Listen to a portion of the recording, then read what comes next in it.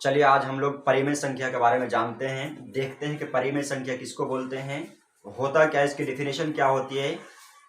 बहुत ही आसान तरीके से हम परिमेय संख्या को सीखेंगे, इतना आसान कि आप भूल नहीं पाएंगे। चलिए शुरू करते हैं। देखते हैं, आप बोर्ड में लिखा हुआ है परिमेय संख्या। परिमेय संख्या की डेफिनेशन हमने लिख रखा है, आप लोगों का भी एक्सप्लेन कर देता हूं, देखिएगा। परिमेय संख्या किसको बोलते हैं, तो वह संख्या है जिसको P/Q के रूप में लिख सकते हैं जहां P तथा Q कोई पूर्णांक है।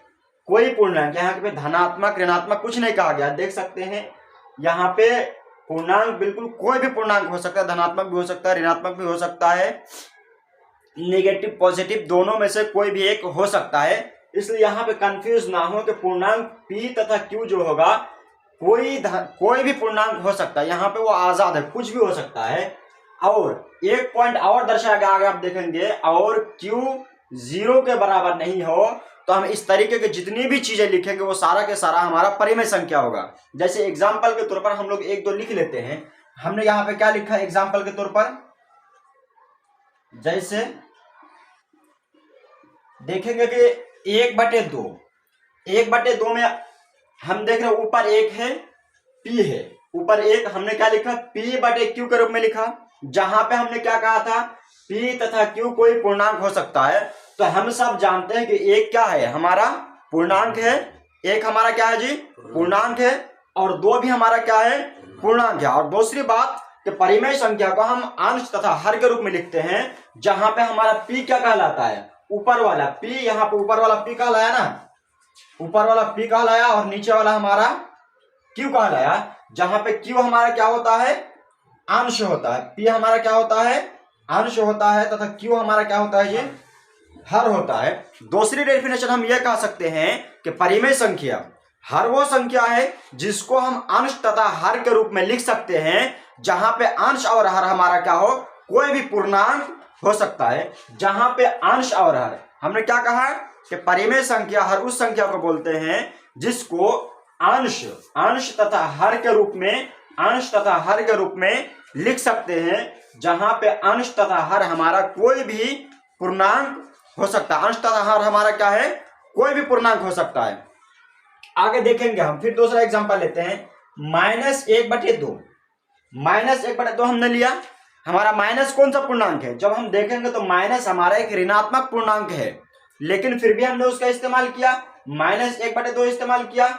हम यहाँ पे -1/-2 भी लिख सकते हैं, -1/-2, ये भी ऋणात्मक पूर्णांक है, ये भी ऋणात्मक पूर्णांक है, दोनों ही हमारा क्या है, पूर्णांक है। जिसको भी हम अंश तथा हर के रूप में लिख सकते हैं, वह हमारा क्या है, परिमेय संख्या। आगे हम देखते हैं 0/2 लिख सकते, 0/2 लिखा हमने, तो क्या 0/2 हमारा परिमेय संख्या है या नहीं है। तो हम यहां कुछ नहीं करेंगे, 0 देखने के बाद हम क्या करेंगे, इसके डेफिनेशन पे लौटेंगे। डेफिनेशन क्या लिख रखा है, जिसको P तथा Q के रूप में लिख सकते हैं, P तथा Q कोई पूर्णांक हो। तो हम देख रहे हैं P और Q क्या है, दोनों ही पूर्णांक है, 0 भी हमारा एक पूर्णांक है, 2 भी हमारा क्या है, एक पूर्णांक है।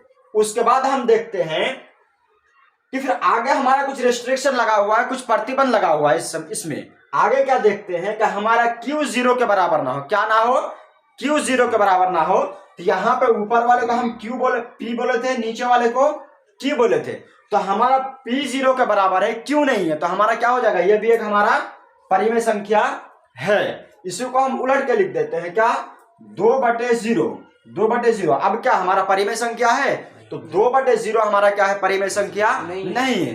क्यों नहीं है, इसका साफ कारण है कि हम डेफिनेशन पे फिर लौटेंगे। क्या लिखा है, P/Q के रूप में लिख सकते हैं, तो हमने P/Q के रूप में तो लिखा है, यहां तक बात ठीक थी। आगे फिर देखते हैं उसका आगे, जहां P तथा Q कोई पूर्णांक हो, तो सही बात है, क्या है, P भी पूर्णांक है और Q भी क्या है, पूर्णांक है। हम लिख देते हैं यहाँ पे समझने के लिए, यहाँ पे P भी पूर्णांक है और Q भी पूर्णांक है, यहां तक भी बात सही है।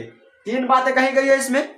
पहली बात क्या हो, P/Q के रूप में हो, दूसरी बात क्या थी कि दोनों ही पूर्णांक पे हो, तीसरी एक रेस्ट्रिक्शन लगा हुआ है इसमें, क्या, कि जहां पे हमारा Q क्या हो, 0 के बराबर नहीं हो। लेकिन इस संख्या में, इस पे हम क्या देख रहे हैं कि Q हमारा क्या है, 0 के बराबर है, इसीलिए क्या होगा, ये वाला हमारा परिमेय संख्या नहीं है, ये वाला हमारा परिमेय संख्या नहीं है। अच्छा, इस चीज को आप जब गौर करते हैं, देखते हैं इस डेफिनेशन को, तो हमें एक और डेफिनेशन याद आ रहा होगा। वो डेफिनेशन क्या है? भिन्न का डेफिनेशन। हमने भिन्न पढ़ा था ना। हमने यहाँ पे जितनी भी संख्या लिखा है, जितनी भी संख्या 1/2 लिखा था, 1/2 -1/2 -1/-2 0/2। तो ये दो को छोड़ के हम ये वाला और ये वाला कहीं ना कहीं भिन्न में पढ़े हुए हैं। इन दोनों को क्या है, हमने कहीं ना कहीं क्या किस में देखा है? भिन्न के चैप्टर में इसको हमने देखा है। भिन्न का डेफिनेशन हम लोगों ने क्या पढ़ा था? तो वह संख्या जिसको P तथा Q के रूप में लिख सकते हैं। किसमें? P तथा Q के रूप में लिख सकते हैं। जहां P तथा Q कोई पूर्णांक यहाँ पे लिखा हुआ है ना, उस जगह में भिन्न में क्या था कि वहां पे धनात्मक पूर्णांक लिखा हुआ था। क्या लिखा हुआ था?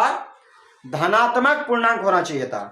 P तथा Q क्या होना चाहिए था? इस जगह जहां पे कोई लिखा हुआ है, बिल्कुल इसी जगह हमारा क्या होना चाहिए था? धनात्मक पूर्णांक। क्या जी? धनात्मक पूर्णांक होना चाहिए था। उसके बाद यहां पे वही बात थी कि Q हमारा किसके बराबर? 0 के बराबर नहीं होना चाहिए।